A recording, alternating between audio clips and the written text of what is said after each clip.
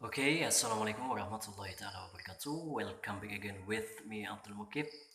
Now, I'm going to talk about the full topic. The first is paraphrasing, and the second is summarizing. I'm going to discuss about the full topic and what are the definitions between paraphrasing and summarizing, and the second, uh, what are the difference between paraphrasing and summarizing? I'm going to explain the definition first.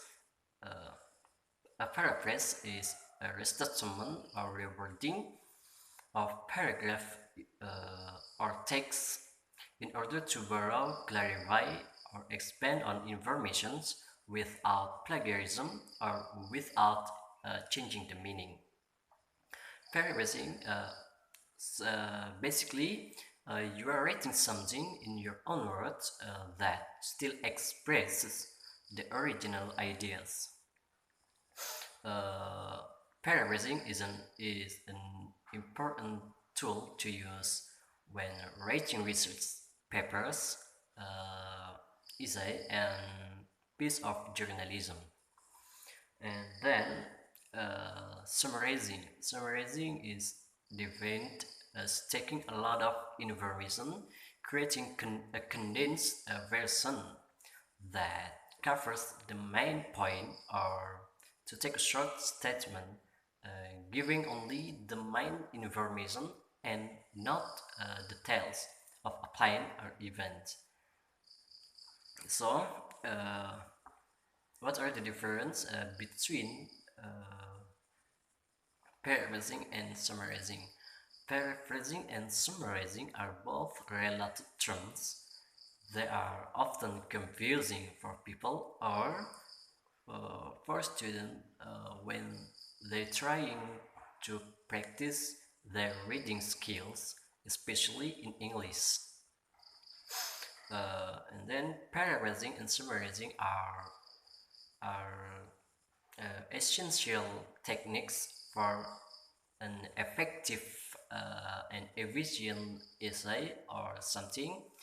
Uh, Paraphrasing and summarizing are allowed and accepted till the credit is given to the original source, and only till the work is not copied and is free from any kind of plagiarism.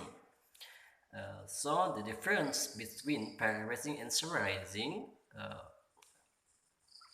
Paraphrasing involves putting a passage from source material into your own words, and then summarizing involves putting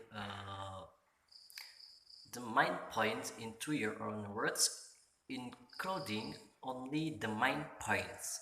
Uh, I have I have just I have one example. I have just one example here. So I'm going to read it. The first is paraphrase. In the United States, the death penalty is extremely controversial, and many people oppose. It is used because they believe it to be ineffective, unfair, and cruel. However, death penalty opponents tend to exaggerate these so-called laws. They also ignore the fact that execution has been just form of punishment for hundreds of evildoers from deserve to pay the ultimate price for taking a life, in some cases lives. And also summarizing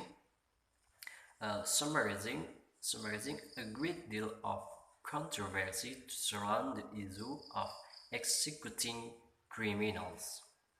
Neither of these conditions is met by the death penalty in the United States, and we reasonable and informed people today argue that capital punishment acts as deterrent. I think that's all for me. Wassalamualaikum warahmatullahi